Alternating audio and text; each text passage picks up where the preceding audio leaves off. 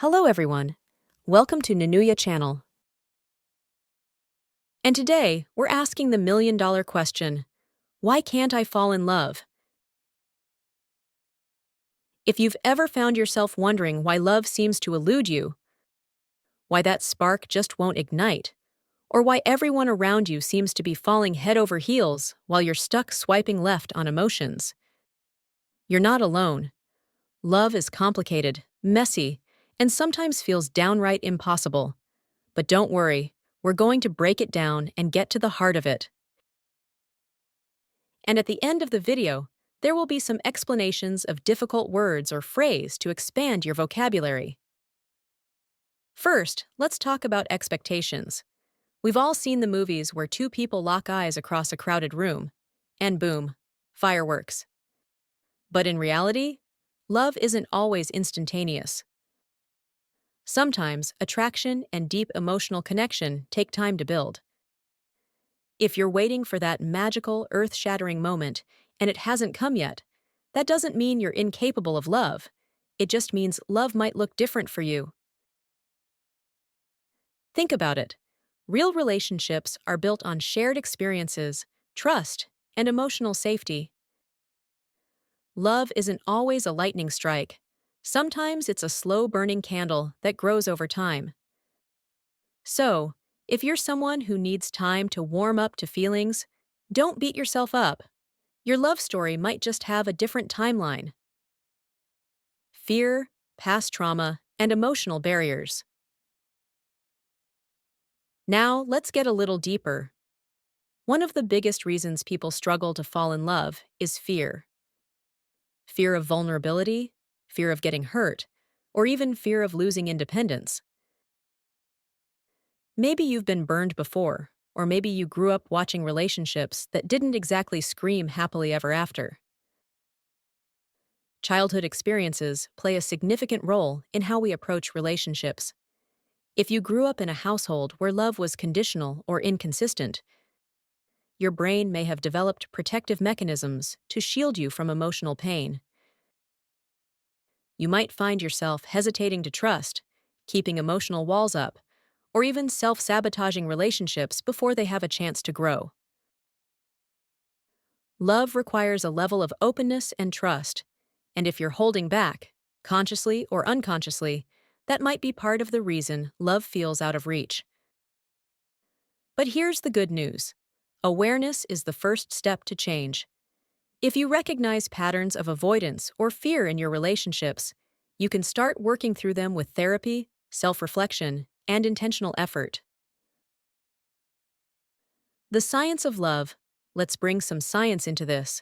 Psychologists talk about attachment styles: secure, anxious, avoidant, and disorganized. If you find yourself keeping people at arm's length or only being drawn to unavailable partners, your attachment style might be playing a role.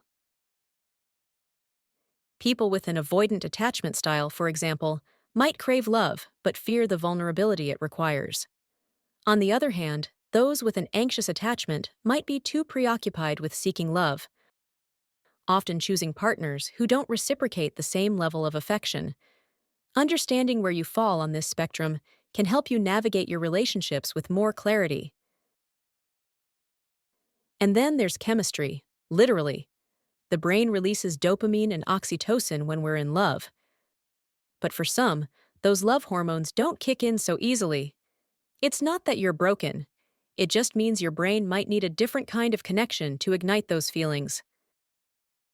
Some people need intellectual stimulation, deep emotional intimacy, or shared passions before they feel a true romantic spark. Are you actually ready for love? Here's a tough one. Are you actually open to love, or do you just think you should be? Society puts a lot of pressure on finding the one, but maybe right now, your energy is better spent on yourself. And that's okay. Personal growth, self-awareness, and understanding what you truly want in a relationship are crucial steps before diving into love. If you find yourself constantly questioning whether you should be in love rather than wanting to be in love, take a step back. maybe you need more time to understand yourself, your values, and what kind of partnership would truly fulfill you. What you can do about it. So, what now? If you're struggling to fall in love, start by getting curious about yourself. Ask yourself, what do I want in a partner? What am I afraid of? Am I truly open to love, or am I stuck in my comfort zone? Self-reflection is key. Therapy, journaling, and even trying new social experiences can help you open up emotionally. Consider putting yourself in different environments, attending events, engaging in deeper conversations, and exploring activities that bring you joy. Sometimes, love finds us when we least expect it, but we also have to make space for it to enter our lives. And remember, love doesn't always have to be romantic. Deep friendships, passions, and self-love are just as valuable. Building a fulfilling life on your own terms can ultimately lead to the right kind of love, whether that be from a partner, a friend, or within yourself.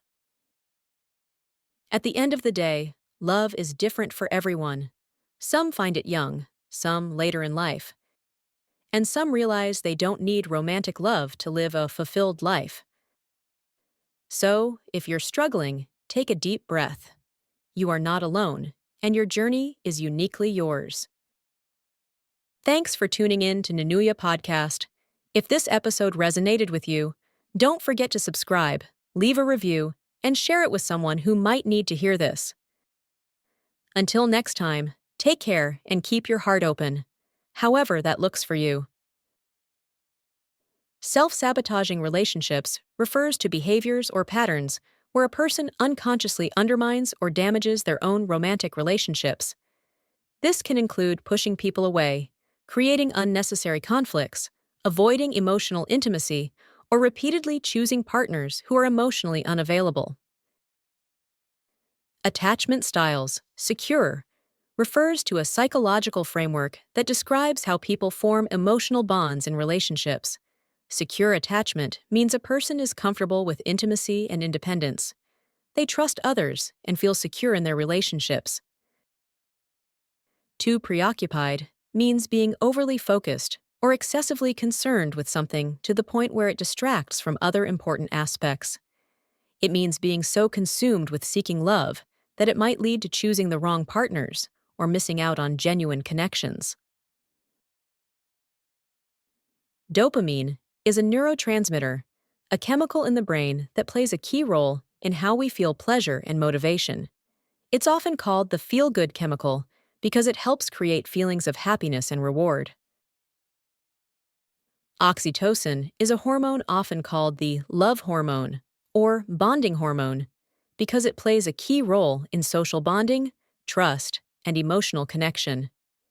Intellectual stimulation refers to the excitement and engagement that comes from deep, meaningful conversations or thought-provoking ideas. Deep emotional intimacy refers to a strong, close connection between two people where they feel safe, understood, and fully accepted.